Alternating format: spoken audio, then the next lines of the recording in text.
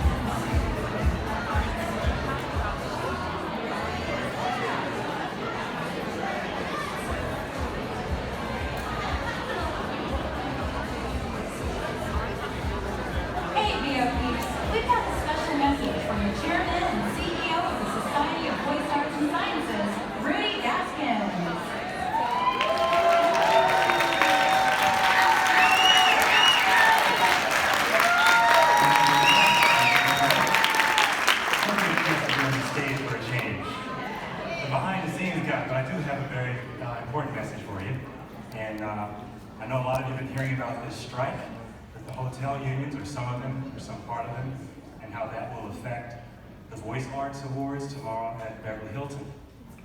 And I have one thing to say about that. It's over.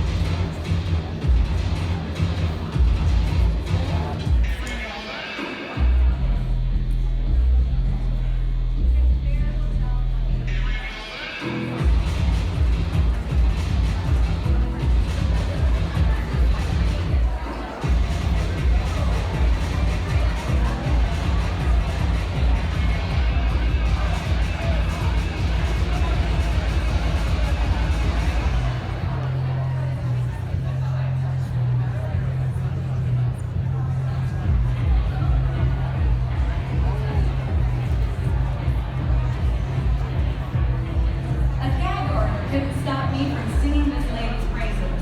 She's the epicenter of attention and a 9.99 on the Sparkle scale. Here she is, voice actor, author, SOVAS VP, and the CEO of Charisma, Joan Baker.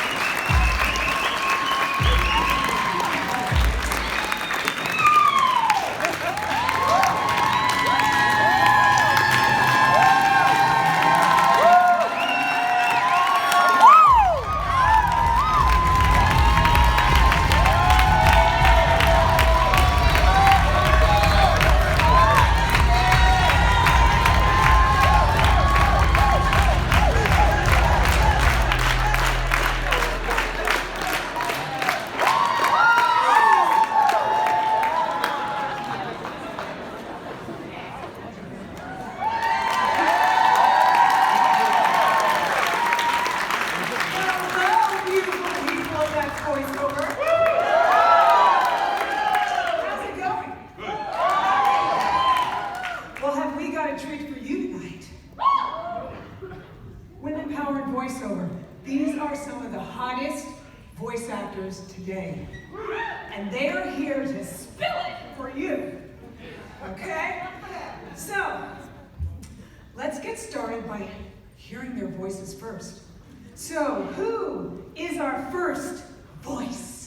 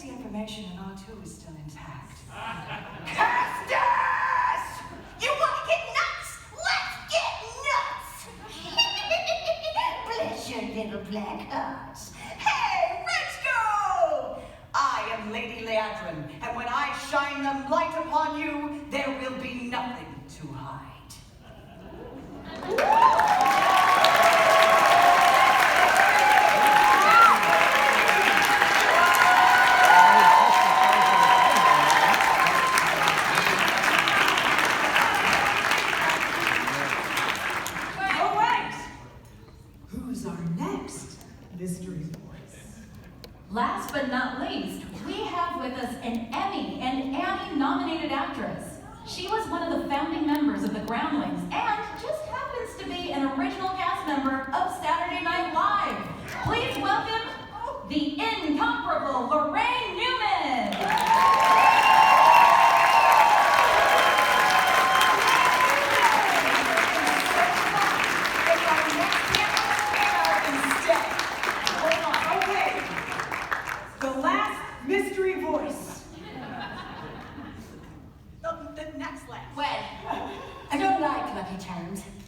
And rainbows make the H. And I'm not Kimberly Brooks!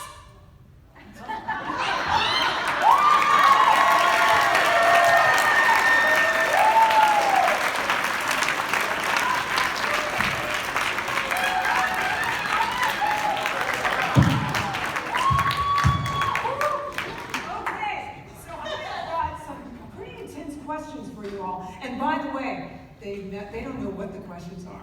Yikes. So you're really getting spontaneity here. Okay, how has the landscape, do you think, of voiceover industry has changed for women over the years? And what progress have you seen in terms of gender diversity and representation? Hey, girlfriend. I don't know. I've only been here for like 5 years. So you haven't seen any changes? Why? The truth is, I was on camera for a long time. And I just really got into voiceover recently because the way that I look on... Which is amazing. It's Thank you. adorable. But the way that I look on camera was very limiting. They're like, oh, you can be this, you can be this, you can be this. And then I found that on like voiceover, I could do anything. I could have whatever accent, I could be a child, I could be an old lady. And I was like, oh, I have found my home. Yes.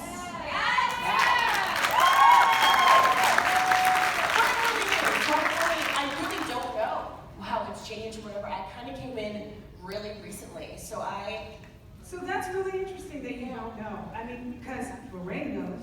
Well, actually, I don't know either. No, the fact is that voiceover, more than any other field, I think, is so egalitarian.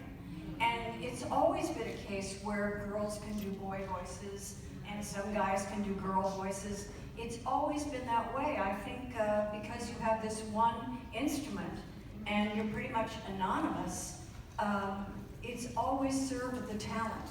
It's been a meritocracy. There's a lot of freedom, but there wasn't always so much freedom, especially for women, right, Misty Lee? I don't know. cut it out. Yukiko? So, no. I honestly, again, to echo, like, seriously, I don't know, because the opportunities that I have been presented with, all of the auditions, all of the things, I tend to self-cast and say, well, I'm really not good at that, and so I would eliminate opportunities that were not appropriate for me. But what I will say is, with the blessing of a lovely agent and opportunities that do come my way, I'm very grateful for them, for the chance, because whether or not you book the job as Wonder Woman for 5 minutes or 15 minutes or however long you work on that audition, that is you for the amount of time that you're in that booth that day working on that audition. So that's the job, right? And that is such a privilege. And what I am really excited about, and what I do see changing as far as the landscape is concerned, is inclusivity. And I'm very, is that what you wanted? You gotta write it down if you want us to read it, Joan. But I am so excited that, for example, a young African-American girl is going to be bubbled up to the top to read for a young African-American girl, and she will see an accurate representation instead of a bad impression of someone who didn't live that story. And that's true. That matters. Yeah, and I can't, like, I have been raised as an old white lady. That's what I am. But I think that those stories are ready and really important, and I'm really excited that they're now being told by the voices who are them. Yeah. So, what's happening in that sense with Japanese voices and the industry changing and the changes in representation? Should I say, I don't know first?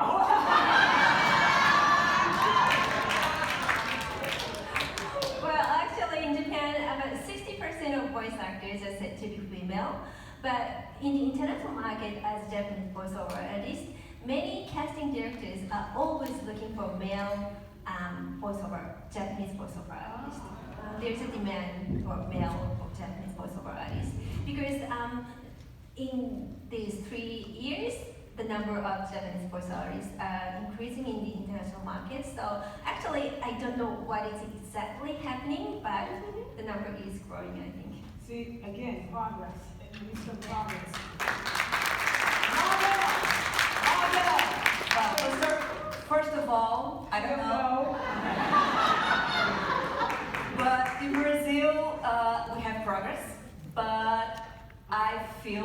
man works much more than women. 10 years ago, I became the only female voice from the biggest Brazilian broadcaster, Rede Globo. I am the only female voice yet. Man, woman. You know, and the majority of movies that I dub in Brazil, 70% of characters are men. So men works more. Yes. So And the publicity and dubbing and announcement, there's a progress, of course, but there's a but. the only woman. I am still the only woman, you know? Yeah. Amazing. Okay, you know that. I've been doing VO now, gosh, for, I don't know, maybe 18, 19 years, and the things that I've seen are absolutely the ethnic authenticity has been amazing to see for both, you know, men and women, but still, yeah, even, you know, here, like, men work way more than we do, but women are doing more promos, women are directing more now, like, and I've been one of them, and it's great. I'm like, I'll be an affirmative action hire, sure, I don't care. I still get paid, right? Okay. So the thing that I have really appreciated seeing is, just really, the representation, the inclusivity. It's been a long time coming. It's still happening. We still have a long way to go. Yes, yes. In today's world, social media obviously is huge, right, in terms of promoting and branding and marketing yourself. So how can you speak to the importance of self-promotion and building a personal brand? And how would you go about doing that today and have it be effective? How would you teach this to someone if you had to? You don't know. Do you want to go down the line again, or do you want us to just start popping in? You want to go first? I saw your microphone. What is this thing that you call personal branding? I was born in 1952. I mean, yeah. I don't know. The social medias? What is the social media? I don't know. Let's eat at Denny's. Honest to goodness, I think that one of the best strong points of social media is building a solid community. And I think that what's really nice about that, and I'm terrible at it, so I can sit up here and tell you what to do all day, but don't do what I do. maybe listen, but go on. But I think that this community, specifically, the voiceover community, is incredible and uplifting. And I think, I was just saying this backstage to you, specifically, Joan, how the SOVAS community and everything that you are working toward, inclusion and also lifting each other up, the elevation and inclusion of this specific mission statement. That's why I'm here. I don't do a lot of these things, but I believe in what you guys are doing. But I think that,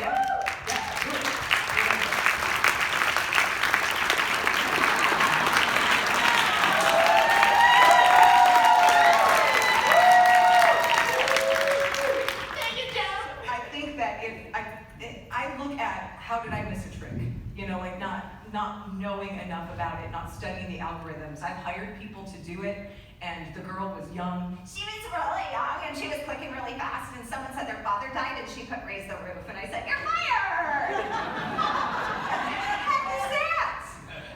So I mean, there's dangers, but there's also tremendous opportunity. And so as someone who is, I'm aware of it, and I think that it's powerful, but where I think is most powerful is how we can all unite and be a unit and establish that community. And it's something I would personally like to do more of, is to really understand it. Yeah. I guess what would be defined as branding is I've observed like Gray Delisle and Tara Strong. They're really great at just like talking about projects. Kari Walgren too. They're really good at doing something like that. That's true, they're great examples. Well, it's almost like they're sending invitations out to their community, like, hey, be a part of this with me.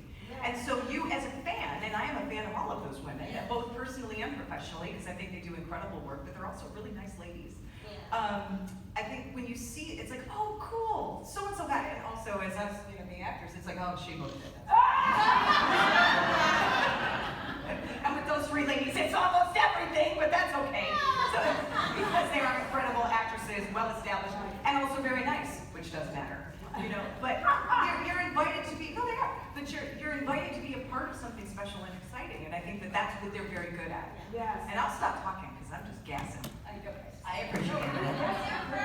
Yeah, good guessing. Okay, Yukiko, how would you, because you're great on social media, and you have a huge following. Yeah. I use LinkedIn because I usually use Facebook or X or former Twitter in Japanese, but I would use LinkedIn in English. And it is a best way for me to connect with many voice artists or casting directors worldwide, because it's hard for me to go to the United States in person regularly. So it is a great way for me to connect with many people on the LinkedIn. And most of my voiceover job in the international market started from LinkedIn. Oh, really? Most of, yeah. Good note, guys. Good note. Excellent. Mabel has also a huge following on Instagram, and you're very good at connecting with your fans. You have a lot of fans. I mean, you know a lot of people in the industry, but you're excellent at it. Spill it, girlfriend! I have to study a lot because I found a dubbing school in Brazil. You know that? Yes. And became the biggest dubbing school in Brazil on marketing, digital marketing. So I have to study a lot about this. And I understand, me and my wife, Ryan, found with me, we realized, Ryan's there somewhere, hi. And we realized this is huge for us, but for our company, but not only, it's huge for, like Misty said, our community. Yeah. So there's a few people, the voice actors in Brazil, I don't know the expression in English, they don't like that I am huge in social media.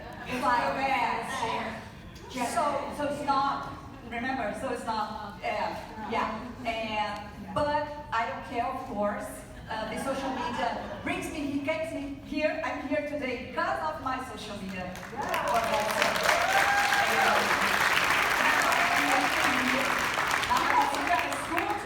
Yeah, I run the school. I'm living here in LA right now, and I'm a dubbing director in English and Portuguese. So it's huge for me. It's necessary for me. It's a tool for us. It's a tool for us. We need that. So I have to teach voice. I have to do therapy. I have to do voice coaching. I have to study acting, and I have to study social media. Yes. Yeah. Simple like that. I believe that.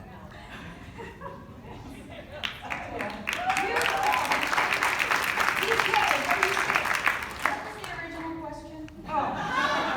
Branding and social media, how? Yeah, how would you work social media in terms of promoting yourself, promoting what you do, and how that can affect work? I'm terrible at social media, so I do my best to, you know, I'll say, hey, you know, listen for me in this and do this, or like, you know, I just so excited to be part of this new project, and nobody gives a shit. So I started doing it. I care. And I got like, you know, 4 fans on Twitter, maybe 5 Instagram followers, but like, it's fine because I don't put a lot of work into it. That's just me. I'm a very introverted person. I don't put myself out there. I don't do on camera. I get, you know, like I'm fine with public speaking, but I have to work really hard to post things. And I'm also very sensitive, and so when I post something and someone says something negative, I just burst into tears. So I'm like, fuck this. I'm not doing this anymore.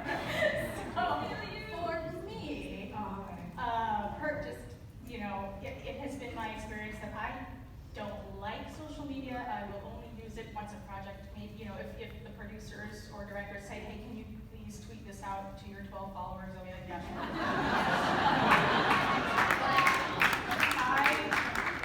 So before, you know, when I started in VO, I mean, yeah, you know, I wasn't really online, you know, very much, so I did my best to do things the old-fashioned way. I sent postcards, I sent cards, letters, emails, and I had, and you know, my website, it's very pink and girly because that's my brand. Like, I knew who I was. I knew I was very commercial, very retail. And so when people, you know, I would send people cards and people were like, oh, pink, I know you. Like, then that's just like, they associated, you know, my pink and green and, you know, my website with who I was. And so they knew what they were getting when they hired me. Like this, you know, feminine, cute, girly, whatever. And so that was my way of building my brand.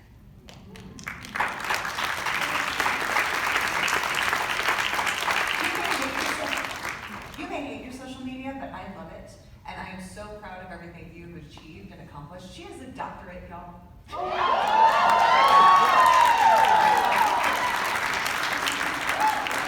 And if you had posted that on social media, I would have known that. And I'm almost done. I did the PhD program. I'm still working on it. So I'm almost doctor in microbiology, immunology, and molecular genetics.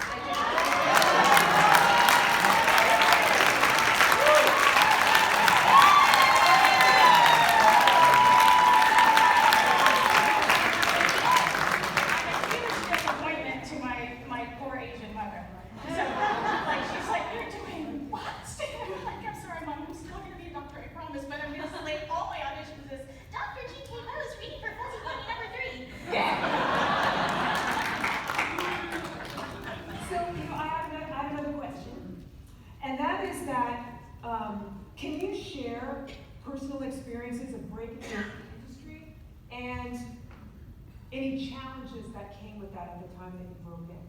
I'd love to hear a juicy one. I have one. Hit it, girl. I'm pretty new. These wonderful, illustrious ladies. But I got my very first animation job.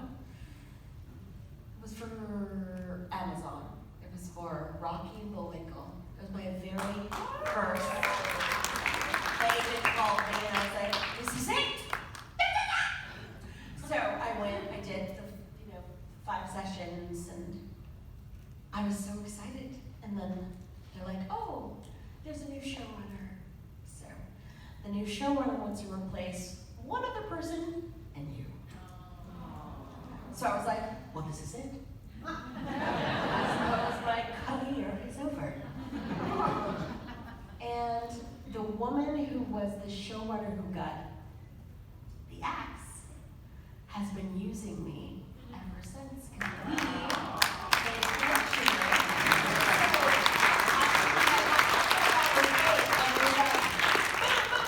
Do you want to be on this show? Do you want to be on this show? Do you want to be on this show? And I was like, yes, yes, yes! So like most of my credits from the beginning of my career were from, I didn't have to audition because she was like, well, we worked together. And now I moved on. What's her name?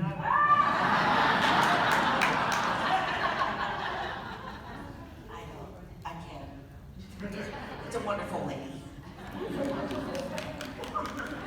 So that for me, it was like the end of my. People say anecdotes like that, like I thought it was the end of my career, but it's true. Like I was like my mom, I was like, this is it. I'm sorry. All the money you wasted. This is it. You know, it really opened a lot of doors because I worked with someone, she liked me and took me with her wherever she went, and it was like, what? I should not have done voice actor. Sorry. I'm the worst. You're amazing.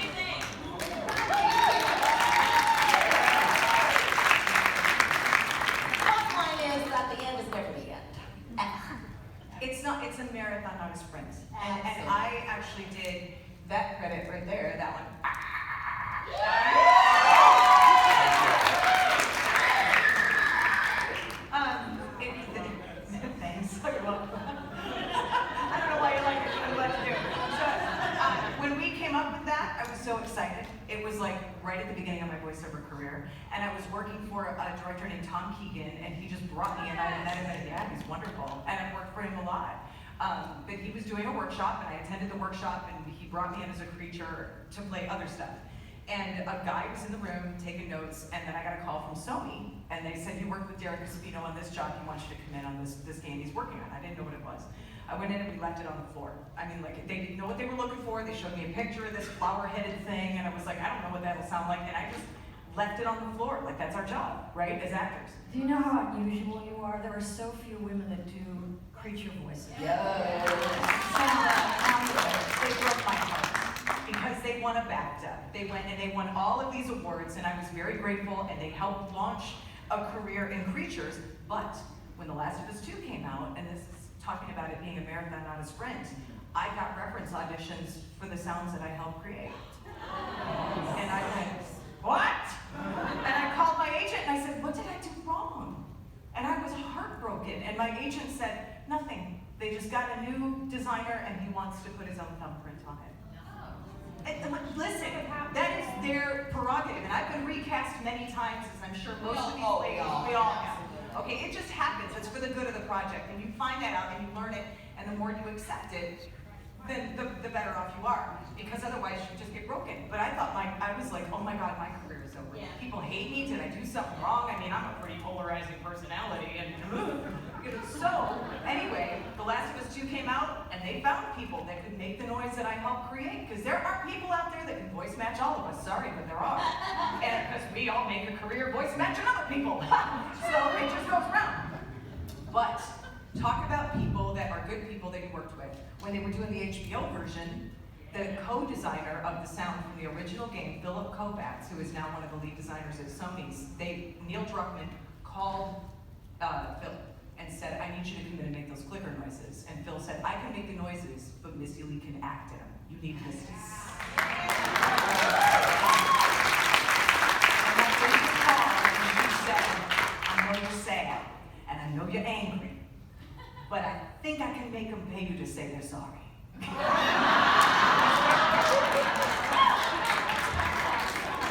I've got a number at which I will forgive them, but we're not there yet.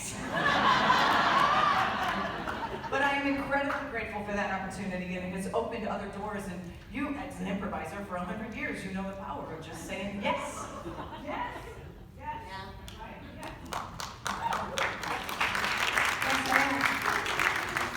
You said a juicy story, but it's not exactly breaking in. Okay, well, Mine was just breaking down. I was auditioning for the role of Lois Fountley in As Told by Ginger. And for some reason, the other actress who's like, you know, the voice of an iconic character, was in the session with me. We were both reading at the same time. We were both in the booth, I don't know why. But the director was like, oh my God, fill in name here. That was just fabulous. Now, Laraine, could you just, if you think, you know, but for some reason, you know, I thought, she's gonna have an accent, because the actress didn't do an accent.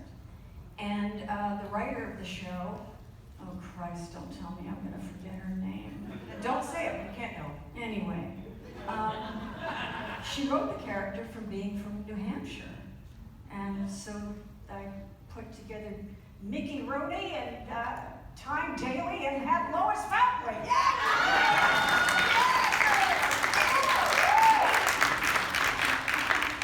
Oh, but I feel 2 feet tall when he was like, this is great. Now,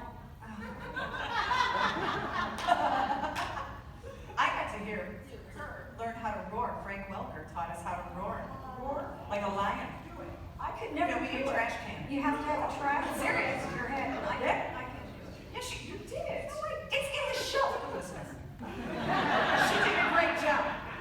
Frank Welker taught both of us. I was a baby lion and she was the mama lion, and he taught us how to roar like a lion by putting a trash can on our shoulders and going. Because it resonates. Oh, you think I'm kidding? I'm serious. Well, then I don't have anything else for you. There's a picture. She's seen it on the internet, so I'm gonna go.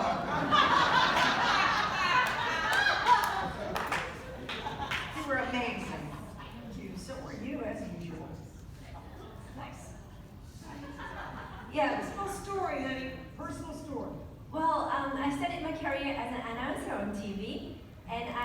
I worked for about 3 years, but after I got married, my husband said, no, you must not work. You have to stay at home and do the housework. Yes. And I just told him, well, I want to work, I want to go to studio. But he said, well, it's too late at night. Too late. It's 8 o'clock, and I'm over 25. But he didn't allow me to do that. And, well, I was just crying every day because I want to work, but he didn't allow me to work. But then I thought, well, what I can do from home, and I just found out that, wow, I can do voiceover from home while I'm raising my child. So I just started, but at that time, I was living in city, not big city, not in Tokyo, so it's hard for me to get a good job in small cities. So I just searched on the internet, and I just found out, wow, there's an international market. And if you work in the international market, you don't have to go to studio, you can do home recording. Wow, that's the way I can do. So I just searched, how do you say voiceover? Like, we don't say voiceover in Japanese. Oh, what do you say? We say narration. Yeah, that's the right narration. So when I first searched narration in English on Google, well, I couldn't get a nice information. But after that, I found out, wow, the keyword is voiceover. And I just searched, and I found the video community, and I found many people on LinkedIn, and I just connected, and wow, that works. And that's the beginning of my...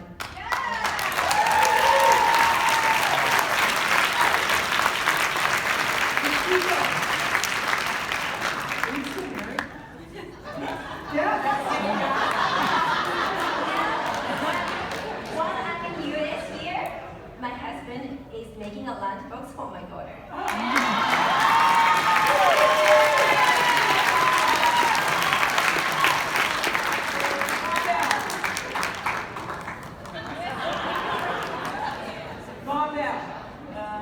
A lot of stories, but I remember when I was dubbing Mary Poppins, the classic Mary Poppins, the director called me and said, oh, whatever, you were choosing to dub Mary Poppins, blah, blah, blah, like this. And I, the other side, oh my gosh, yes, thank you, oh, whatever. And I don't want your, what's your word for agudo?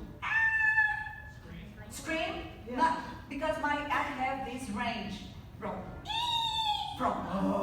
so the director doesn't want from my voice.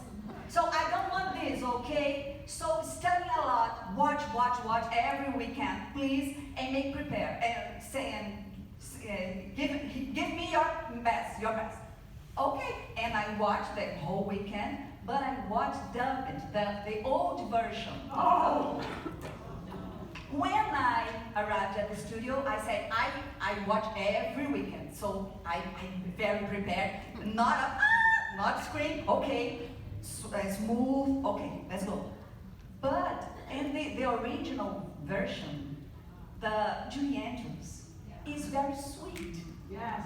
And the first dubber that dubbed the old version is not at all sweet. Was hard and rude. Oh, really? In my mind, I freeze that image. Mary Poppins is more rude. Oh. And then in that studio, oh my gosh, no, Julie Andrews and Mary Poppins, so sweet. And my mind, I said to the director, I have to go bathroom. Now? But we never. We are starting right now. No, please, I have to go back. Okay. Well, stars, like this. And I'm back. Oh my gosh. So, refrain my mind. Go up there. Can you imagine? And forget about everything you imagine. Forget and be present. Just be there, line by line, scene by scene, from the script. And then I go back more entire. Okay, now I'm prepared, let's go. And the director, yeah, are you sure? And I said, yes. Wait, let me go back through one more time. And then I did it, and I think it was my best job. Yeah. Oh, For yeah. my career.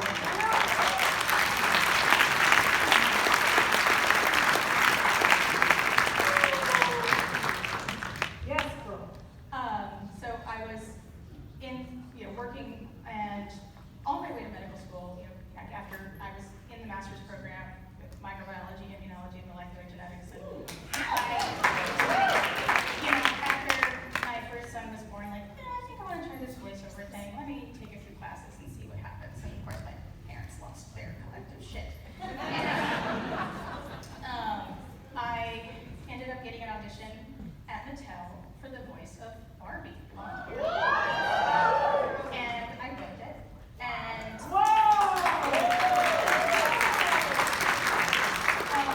my mother is a kindergarten teacher, and for show and tell, one of her students came in with the Barbie pink townhouse and says, it talks. He presses the little button, and that was my voice, and my mother was like, that's my daughter.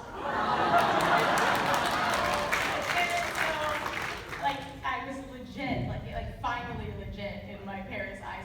It was one of my very first voiceover jobs too, but my parents were just like, oh, our daughter, okay, this is a real thing. So, from then on, they've been very supportive. But they still are like, you're still gonna finish your PhD, right?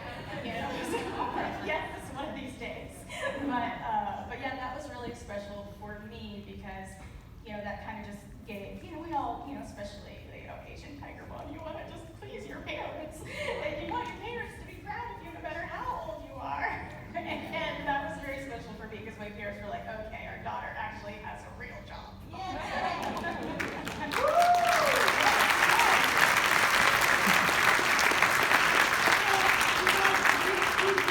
lot of people in the audience that are breaking into voice acting.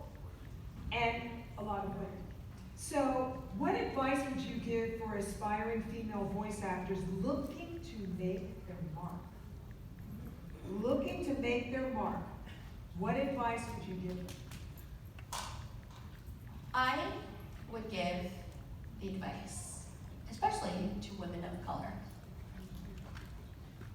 I remember when I first started, I was trying to fit myself into boxes that I thought, oh, well, this is what I hear, this is what I need to be.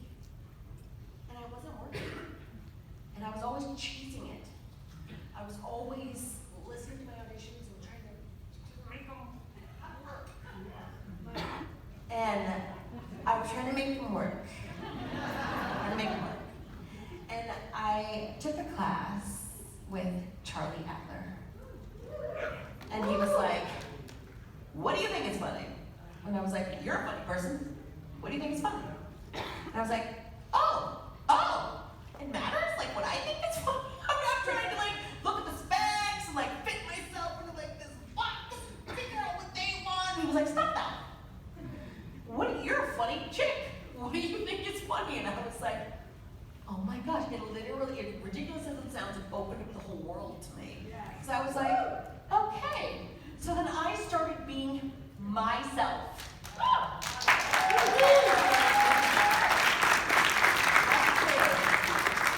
I didn't have to fit into any box. I just this is me. I'm a pretty funny chick. So I was like, okay, let me just try it. And I started booking. So the thing I would say is I get it. You need acting, all that. I'm not a trained actor, so if you have that training, it's wonderful. Please don't. You could have fooled us. And so I'm just saying, I get that, and it's important. But I started booking when I just started having fun. Great advice.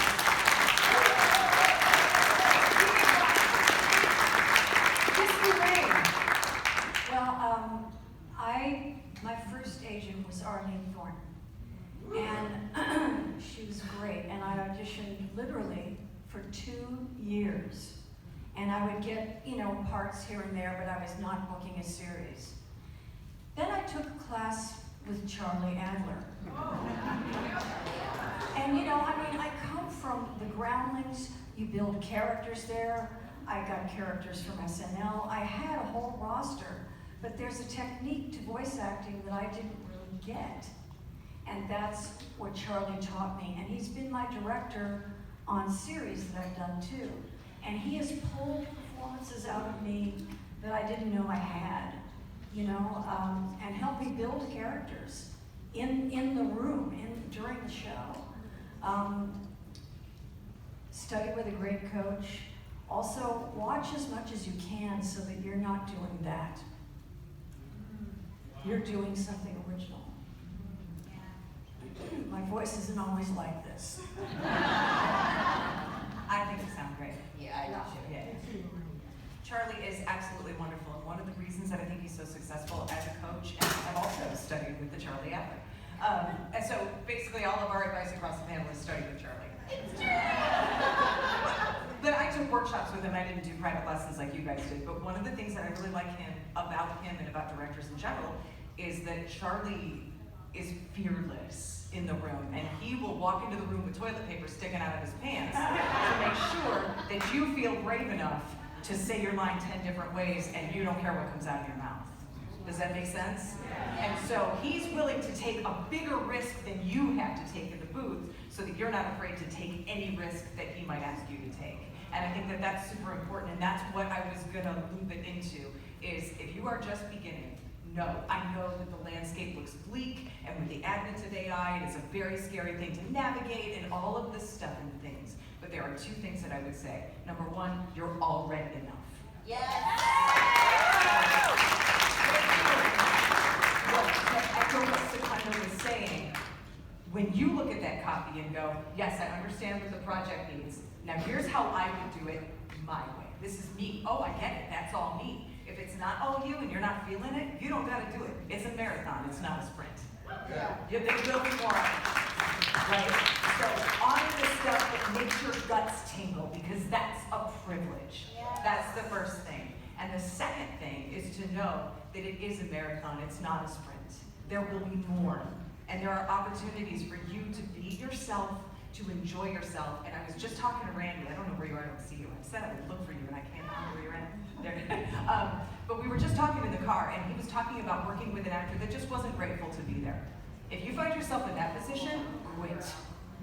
If you are ever on the microphone going, this is a drag. And there are difficult times. I've worked with directors that have made me go like this. Oh my God, why is this? There's 4 lines. Why is it 2 hours? Why are we sitting here? Why do you need me to read it backwards phonetically? Can't you just have the guy record it, play it backwards, and then I just echo that? Can't we just, no, we want to write it down. Okay, let's write it down. That happened. That happened in a video game. But I was still very happy to be there because Deborah Wilson told me once, it could be anybody else on that mic, but right now it's you.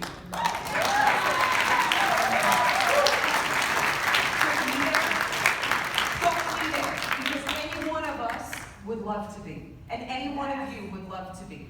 So appreciate the fact that you're doing it every time you're there, and know that you're enough. Absolutely. Thank you so much. We got to give him something. So Charlie Adler was on a panel, just like you guys here, at That's Voiceover, and I will tell you, he was sprawled out on the floor giving advice, laughing and sprawled out on the floor. Just wanted you to know, to back up your story with Charlie. We would expect nothing less. And how many F words? Oh. Every other word. He airs the room. I mean, Charlie will walk in and like, it is wide open for creativity. That is what you get. And some people can't handle that. They want to try to button him up. That is not where Charlie belongs. You will find the projects that you are appropriate for, that you're perfect for, because they're out there. Yeah. And you'll find them. Right. I'm very sorry. By all means. Well, in Japan, gender gap is very worse. Like Japan is 126 out of 146 countries. And well, in Japan, there are many women who gave up their dreams, gave up their work after their marriage. But I would like to say that you can do voiceover job from your house, no matter where you live or no matter what your age is, or no matter whether you're rearing your child or taking care of your parents, you can do it. So, of course, it is important to keep improving your acting skills, but you don't have to give up your dream. You don't have to stop voiceover job, because you can do anything. You can do any work from your house. And what should I say? I have one more thing I want to say, but I just forgot. But That's so mysterious. And the second piece of advice is, remember, keep marketing.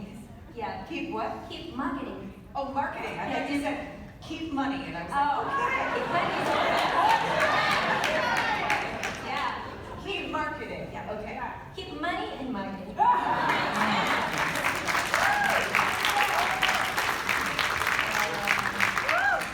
For me, for my experience, I always said, and I always say that, take a risk. Don't try to be the perfect one or the best. Don't try to be the best. Have fun. Yeah. Be yourself. Yes. Take a risk. Yeah. And fuck you, fuck off.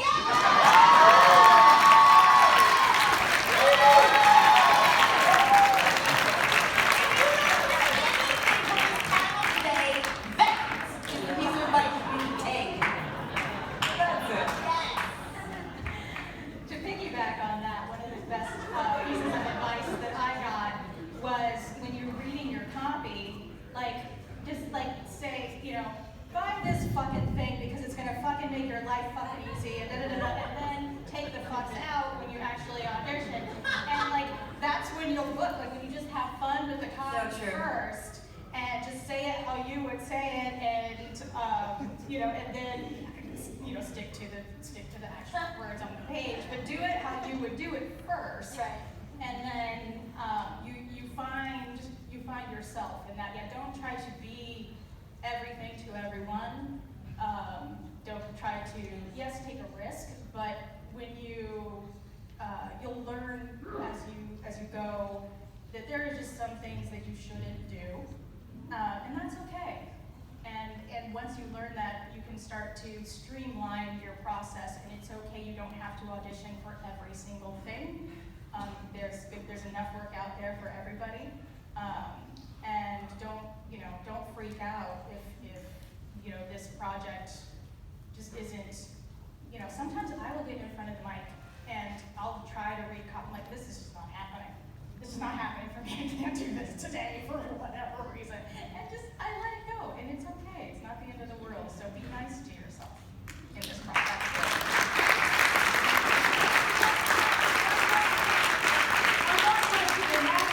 One word.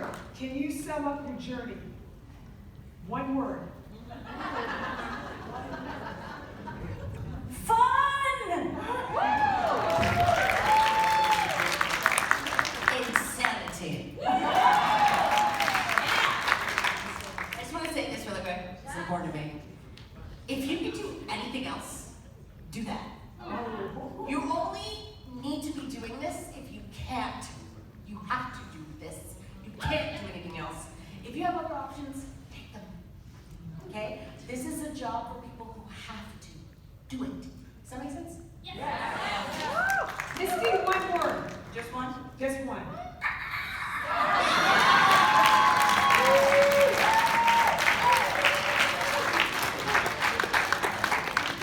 Okay, enjoy. Yes. Fun. PK. Surprising. Guess what?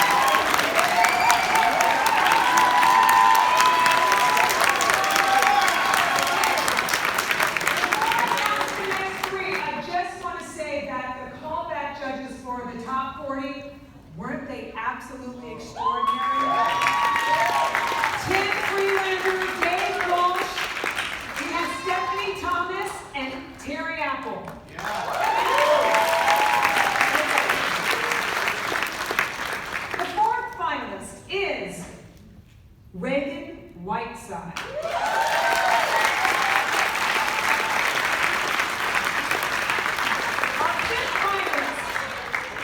Our fifth finalist is Keith Martin.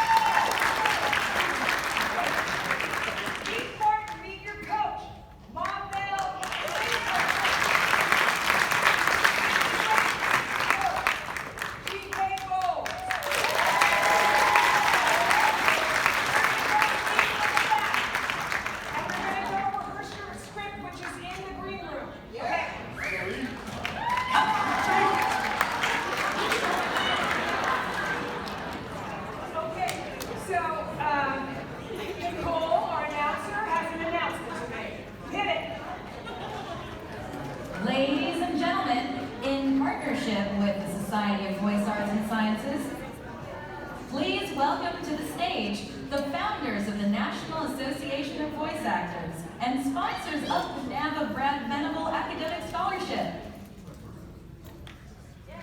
Tim Friedlander and Karin Gilfrey. But we are going to present a wonderful video beforehand. Welcome, one and all, to the official announcement of the NAVA Brad Venable Academic Scholarship in partnership with SOVAS. What a name, and what an absolute outpouring of nominations that came our way, all of which had qualities of our beloved Brad Venable. The 5 finalists exemplified these qualities. Respect. Brad respected his craft. He never took anything for granted. He respected the VO community, his friends and colleagues. He respected everyone's time, showed up early, and never lingered. Humility. Brad would never boast. He would thank a compliment with an "aw shucks." Glad to help whenever he could. Glad to be wherever he was. He would never let on that something was wrong unless you asked. Humility, talent, and professionalism all wrapped up together in Brad. Love. Oh, boy, Brad loved. He loved his wife, his friends, his family. He loved his craft. He loved pretty much endlessly.